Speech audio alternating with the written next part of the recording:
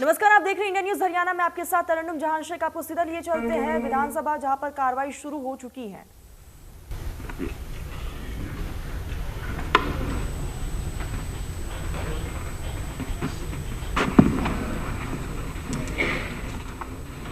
मैं माननीय राज्यपाल महोदय का हरियाणा विधानसभा में पहुंचने पर स्वागत करता हूं और प्रार्थना करता हूं कि वे सदन को संबोधित करें।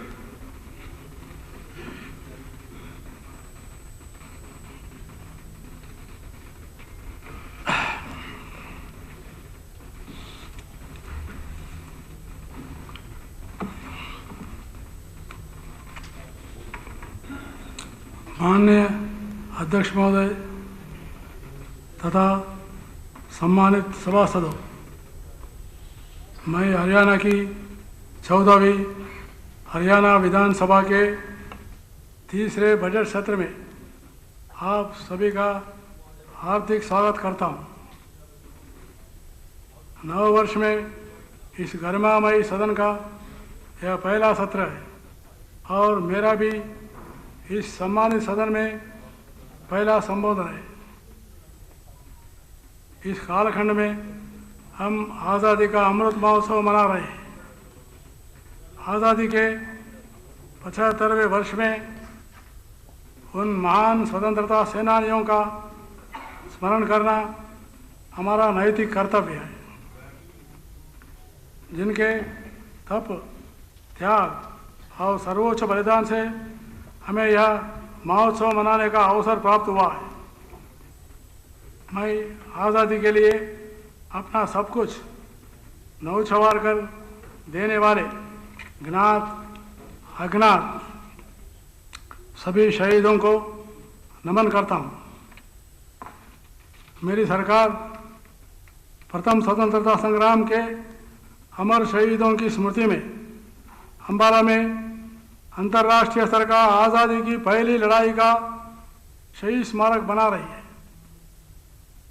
अमृत महोत्सव के उपलक्ष्य में केंद्र सरकार ने सिखों के नवम पातशाह हिंद की चादर श्री गुरु तेग बहादुर जी का 400वां प्रकाश पर्व एवं सिखों के दशम पातशाह सरबंसदानी श्री गुरु गोविंद सिंह जी के साहिबजादों जोरावर सिंह और फतेह सिंह के शहीद दिवस 26 दिसंबर को हर वर्ष वीर बल दिवस के रूप में मनाने का ऐतिहासिक निर्णय लिया है। इसी प्रकार अमर स्वतंत्रता सेनानी नेताजी सुभाष चंद्र बोस की जयंती को पराक्रम दिवस के रूप में मनाने की पहल की है। हमें इस बात का भी गर्व है कि नेताजी की आज़ाद हिंद फौज में हरियाणा की बड़ी भागीदारी थी। केंद्र सरकार ने कई अभूतपूर्व निर्णय लिया है। इससे दुनिया में भारत की गौरव और प्रतिष्ठा में वृद्धि हुई है।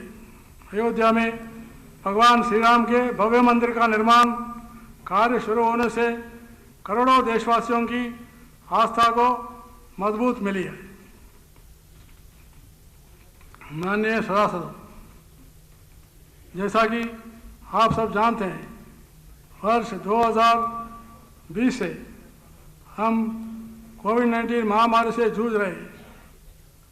इस वैश्विक महामारी ने प्रत्येक व्यक्ति को कहीं न कहीं प्रभावित किया है।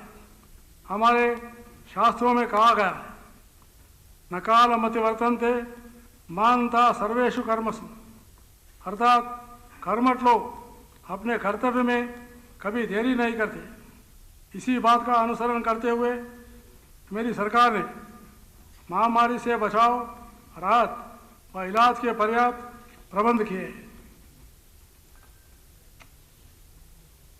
मेरी सरकार और इसका पूरा तंत्र, विशेषकर चिकित्सकों व स्वास्थ्य कार्यकर्ताओं व अन्य अग्रणी पंक्ति के कोविड योद्धाओं के अथक प्रयासों के फलस्वरूप हम इस महामारी पर नियंत्रण पाने में सफल रहे हैं।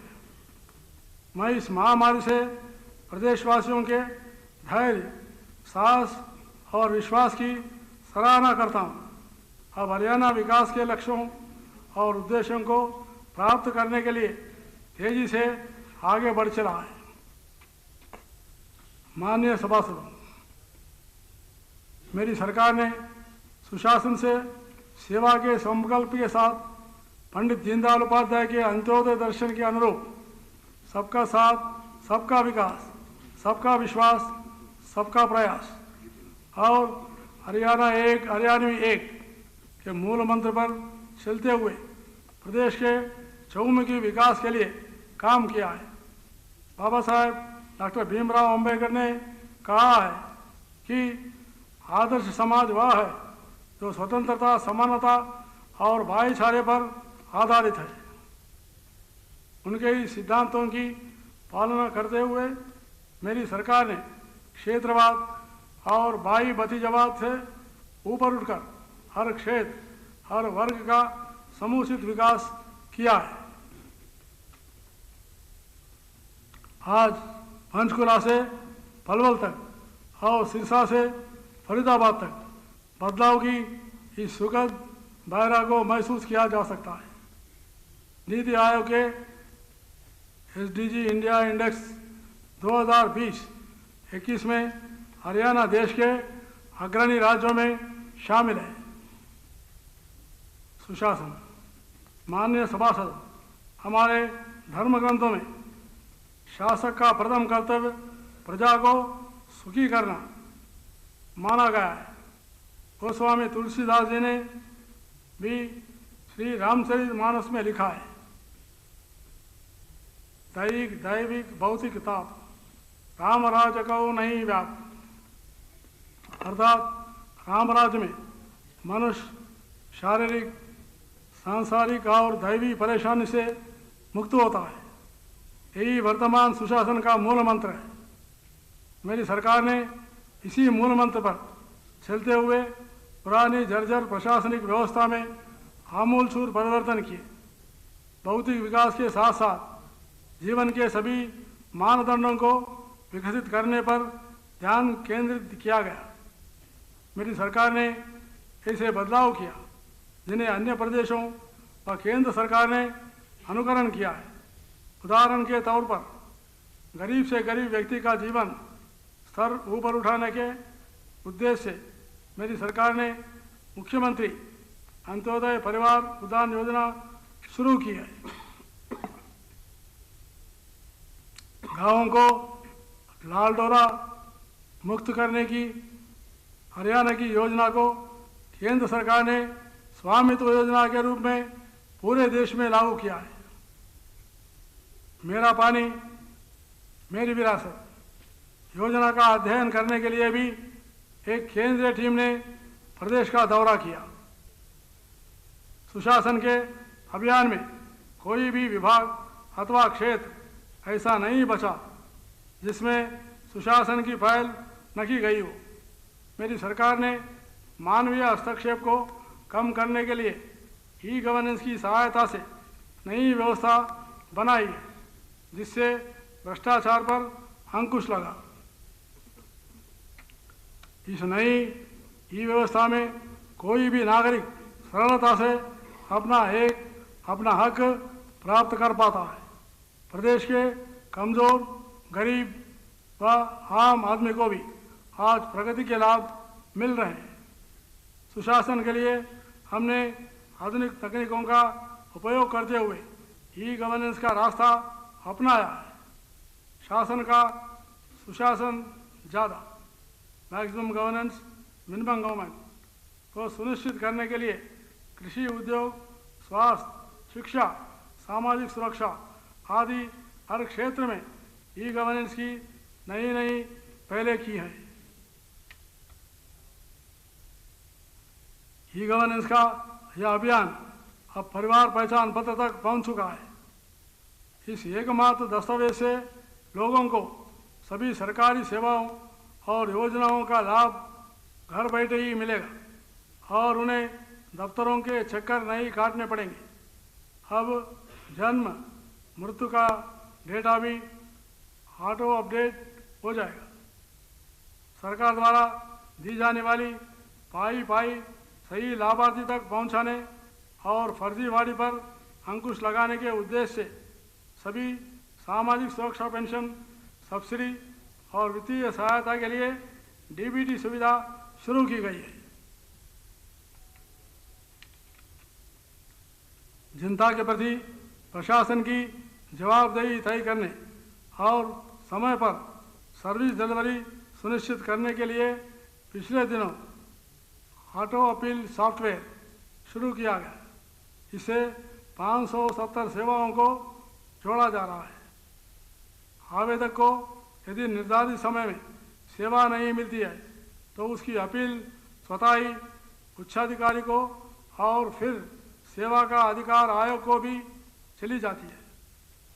पारदर्शिता एवं स्थायित्व बढ़ाने के लिए ऑनलाइन ट्रांसफर पॉलिसी 43 विभागों के 214 काडर के लागू की जा चुकी है। अंत्योदय। माननीय सभासदों, गरीबों और कमजोर वर्ग की मदद करना हर कल्याणकारी सरकार का संवैधानिक दायित्व और नैतिक कर्तव्य होता है। पंडित दीनदयाल उपाध्याय जी ने इसे ही अंत्योदय कहा है। मेरी सरकार ने उनके अंत्योदय दर्शन का मनसा वाचा कर्माना अर्थात मन, कर्म और वचन से पालन किया है। प्रदेश में इस वर्ष को अत्यंत उत्थान वर्ष के रूप में मनाया जा रहा है। पंक्ति के खड़े अंतिम व्यक्ति के कल्याण के लिए मेरी सरकार ने मुख्यमंत्री अंत्योदय परिवार उत्थान योजना लागू की है।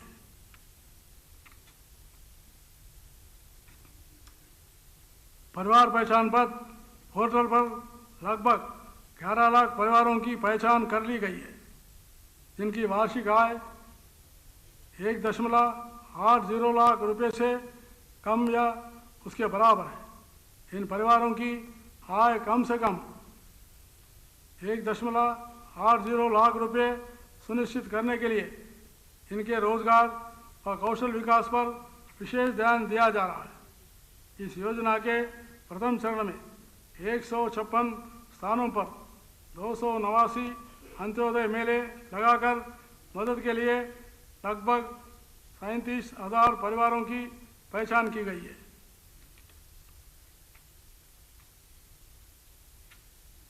मुख्यमंत्री परिवार समृद्धि योजना के तहत 8,70,000 बीपीएल परिवारों को 270 करोड़ 84 लाख रुपए की मदद दी जा चुकी है। इस योजना के तहत चालू वित्त वर्ष में प्रधानमंत्री जीवन ज्योति बीमा योजना, प्रधानमंत्री सुरक्षा बीमा योजना के तहत लगभग 2,84,000 परिवारों को 3 करोड़ 55 लाख रुपए के प्रति वर्ष प्रीमियम की प्रतिपूर्ति की गई है।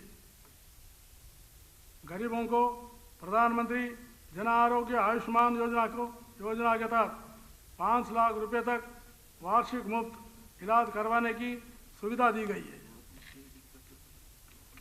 अब तक 3,30,000 क्लेम के भुगतान के लिए लगभग 366 करोड़ रुपए की राशि जारी की गई है। इस योजना में निर्माण श्रमिकों, मान्यता प्राप्त पत्रकारों, नंबरदारों, चौकीदारों, द्वितीय विश्व युद्ध तथा आज़ादी हिंद फौज के सैनिकों, हिंदी आंदोलन के सत्याग्रहियों को भी शामिल किया जा रहा है। सभी कोरोना मरीज का इलाज और टीकाकरण मुफ्त किया जा रहा है। इस महामारी के दौरान अपने परिजनों को खो चुके प्रत्येक मृतक के परिजन को 50,000 रुपये के एक्स ग्रेशियो अनुदान तथा बीपीएल परिवारों को सहारा देने के लिए 2 लाख रुपए की एक्स ग्रेशियो अनुदान और जीवन बीमा प्रावधान भी किया है। महामारी के कारण अनाथ हुए बच्चों के पुनर्वास और सहायता के लिए मुख्यमंत्री बाल सेवा योजना शुरू की गई है। इस योजना के तहत प्रति बच्चे को 2500 रुपये मासिक की मदद दी जा रही है। अनुसूचित जातियों एवं पिछड़े वर्गों का कल्याण। मेरी सरकार अनुसूचित जातियों और पिछड़े वर्गों के सामाजिक, आर्थिक व शैक्षणिक उत्थान के लिए प्रयासरत है। गरीब को अपनी बेटी के हाथ पीले करने में आर्थिक तंगी का सामना करना पड़े, इसके लिए मुख्यमंत्री विवाह शगुन योजना में शगुन राशि 51,000 रुपये से बढ़ाकर 71,000 रुपये की गई है। अनुसूचित जातियों और विमुक्त जातियों तथा टपरीवास जातियों के लोगों को मकानों की मरम्मत के लिए डॉक्टर BR अम्बेडकर आवास नवीनीकरण योजना के तहत दी जाने वाली वित्तीय अनुसंधान राशि 50,000 रुपये से बढ़ाकर 80,000 रुपये की गई है। अनुसूचित जाति के लोगों को अदालतों में अपने मामलों की पैरवी के लिए कानूनी सहायता स्कीम के तहत दी जाने वाली राशि 11,000 रुपये से बढ़ाकर 22,000 रुपये की गई है। सभी के लिए आवास। मेरी सरकार आर्थिक रूप से कमजोर वर्ग और निम्न आय वर्ग के सभी लोगों के सिर पर छत मुहैया करवाने के लिए प्रतिबद्ध है। इस दिशा में प्रधानमंत्री आवास योजना शहरी एवं ग्रामीण के तहत अब तक 44,083 लाभार्थियों को मकान बनाने के लिए लगभग 574 करोड़ रुपए की वित्तीय सहायता प्रदान की गई है। इसके अलावा आवास बोर्ड द्वारा भी इस वित्त वर्ष में 467 मकानों के निर्माणों का काम पूरा किया गया। श्रमिक कल्याण।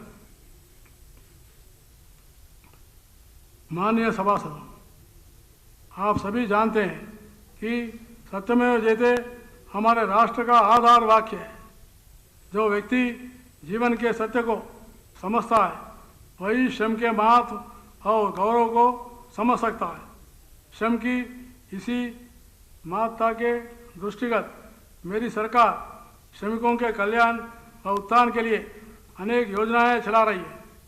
हरियाणा भवन एवं अन्य सन्निर्माण श्रमिक कल्याण बोर्ड के तहत वित्त वर्ष 2021-22 के दौरान विभिन्न कल्याण योजनाओं के तहत 2,25,346 श्रमिकों को 156 करोड़ रुपए के लाभ प्रदान किए हैं। औद्योगिक नगरी मानेसर में श्रमिकों को चिकित्सा सुविधाएं प्रदान करने के लिए 500 बिस्तर क्षमता का ESI अस्पताल बनाया जा रहा है। IMT रोहतक और IMT करनाल में 5 नए ESI औषधालयों को मंजूरी दी है।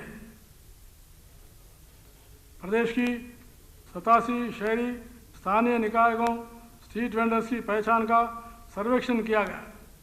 प्रधानमंत्री स्वनिधि योजना के तहत 23,709 स्ट्रीट वेंडर्स को ऋण वितरित किया गया है। सैनिकों एवं पूर्व सैनिकों का सम्मान। हरियाणा का किसान और वीर जवान देश की शान है। मेरी सरकार सैनिकों और उनके परिवारों के कल्याण के लिए प्रतिबद्ध है। वीर गति के प्राप्त होने वाले सैनिकों व अर्ध सैनिकों के परिवारों को दी जाने वाली एक्स ग्रेशिया ग्रांट 20 लाख रुपए से बढ़ाकर 50 लाख रुपए की गई है। युद्ध, आतंकवाद तथा अन्य घटना के दौरान घायल हुए सैनिकों की अनुग्रह अनुदान राशि निश्चितता के आधार पर 15 लाख रुपए से बढ़ाकर 35 लाख रुपए, 10 लाख रुपए से बढ़ाकर 25 लाख रुपए और 5 लाख रुपए से बढ़ाकर 15 लाख रुपए की गई है। मेरी सरकार ने वर्ष 2014 से शहीदों के 48 आश्रितों को नौकरी प्रदान की है।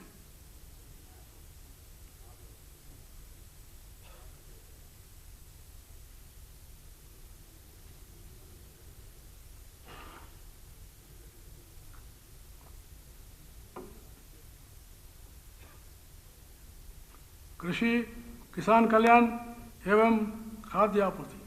मेरी सरकार का मानना है, यदि किसान समृद्ध होगा तभी प्रदेश में समृद्धि व खुशहाली आएगी। मेरी सरकार ने कृषि सुधार और किसानों के उत्थान के लिए अहम निर्णय लिए हैं। एमएसपी पर फसल खरीद की बात हो या प्राकृतिक आपदा से फसल नुकसान की भरपाई का विषय हो, मेरी सरकार बीज से बाजार तक हर कदम पर किसान के साथ खड़ी रही है। मेरी सरकार ने गत वर्ष में किसानों को उनकी फसलों का 27,000 करोड़ रुपए से अधिक का भुगतान डीबीटी के माध्यम से किया है। प्राकृतिक आपदा से खराब फसलों के लिए मुआवजा राशि 12,000 रुपये से बढ़ाकर 15,000 रुपये प्रति एकड़ की गई है। हाल ही में करीब 2021 में खराब हुई फसलों के लिए 561 करोड़ रुपए मुआवजा तथा प्रधानमंत्री फसल बीमा योजना के तहत लगभग 700 करोड़ रुपए की क्लेम स्वीकृत किए गए। एमएसपी पर 14 फसलों की खरीद करने वाला हरियाणा देश का एकमात्र राज्य है। करीब विपणन सीजन 2021 से बाजार के लिए भी भावांतर भरपाई योजना शुरू की गई। इस योजना का लाभ उन किसानों को भी मिला है जिन्होंने मंडियों में अपना बाजरा नहीं बेचा। इतना ही नहीं, जिन किसानों ने अपने उपयोग के लिए बाजरा अपने पास रखा है, उन्हें भी इस योजना का लाभ मिला है। इस योजना के तहत 2,40,000 किसानों की बाजरे की खरीद के लिए न्यूनतम समर्थन मूल्य और औसत बाजार मूल्य के अंतर 600 रुपये प्रति क्विंटल की दर से 436 करोड़ रुपए की भावांतर राशि दी गई है।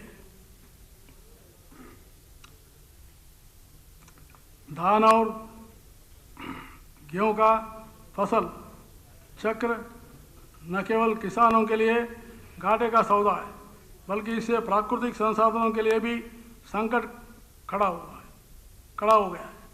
इसलिए फसल विविधीकरण एवं बागवानी समय की मांग है।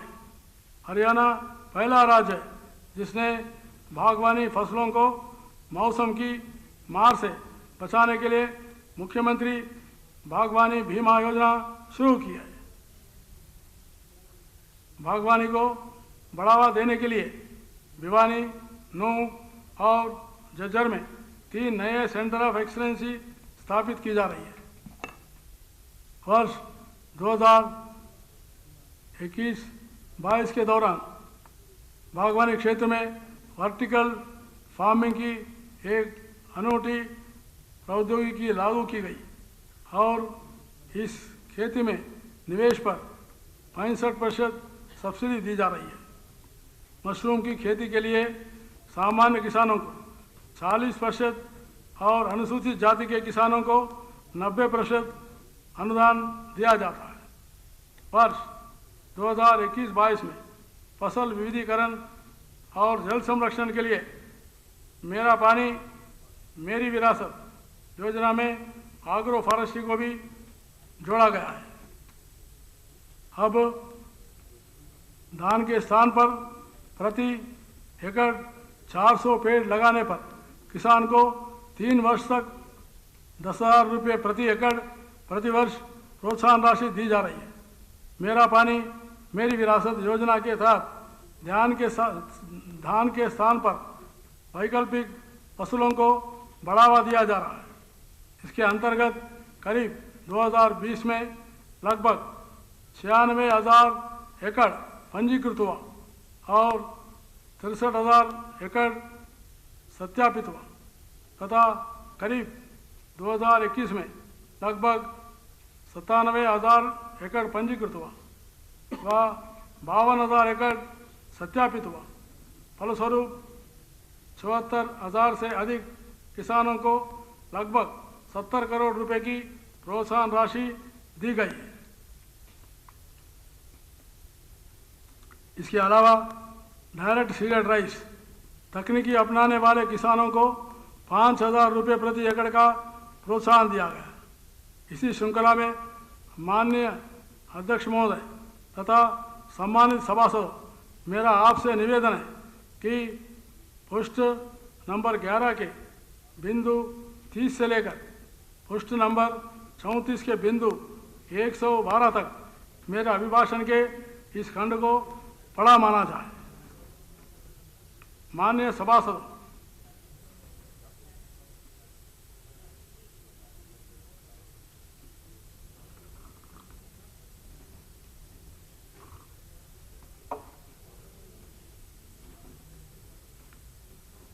माननीय सभासद, मेरी सरकार शिक्षा, स्वास्थ्य, स्वाभिमान, सुरक्षा और सुशासन के माध्यम से प्रदेश के चहुमुखी विकास को नए आयाम देने के लिए निरंतर अग्रसर है। प्रदेश के हैप्पीनेस इंडेक्स को बढ़ाने के साथ ईज ऑफ लिविंग सरकार का लक्ष्य है।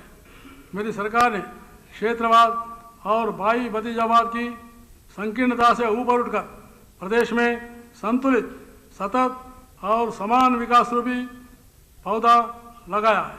कहते हैं सहज पके सो मीठा होए। इसका भी फल मिलने में समय लगेगा, परंतु फल मीठा होगा। हरियाणा विधानसभा ने सदैव प्रजातंत्र की महान परंपराओं का अनुसरण किया है। प्रदेशवासियों की नजरें अपनी आशाओं, आकांक्षाओं और अपने सपनों को पूरा करने के लिए आप पर ठीक है। मैं यह उपस्थित सभी सदस्यों से राज्य के हर क्षेत्र में हर व्यक्ति का संतुलित, समान और न्याय संगत विकास सुनिश्चित करने के प्रकल्प में मेरी सरकार का सहयोग करने का आह्वान करता हूँ। मैं हृदय की गहराई से आशा करता हूँ कि आपकी चर्चा, विचार मंथन और निर्णय अत्यधिक रचनात्मक और उपयोगी साबित होंगे और हर महान पहलू से हरियाणा के लोगों की अपेक्षाओं और पूर्णता खरा उतरेगी। वंदे मातरम। जय हिंद।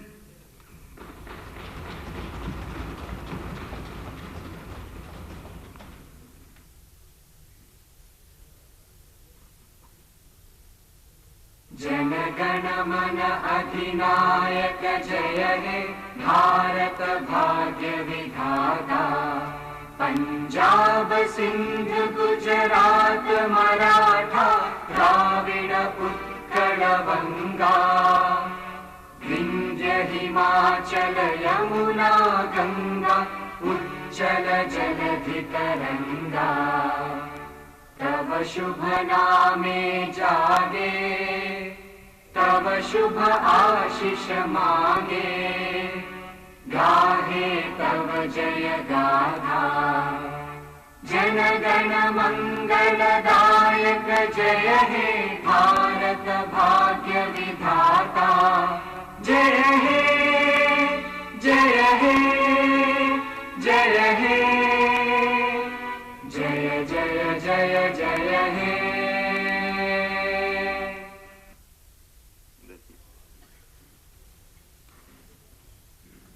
मैं माननीय राज्यपाल महोदय द्वारा सदन में उनके द्वारा दिए गए अभिभाषण पर हार्दिक आभार प्रकट करता हूं।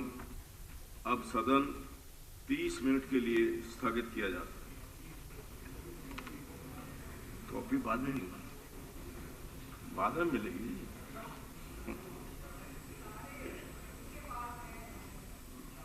है जी?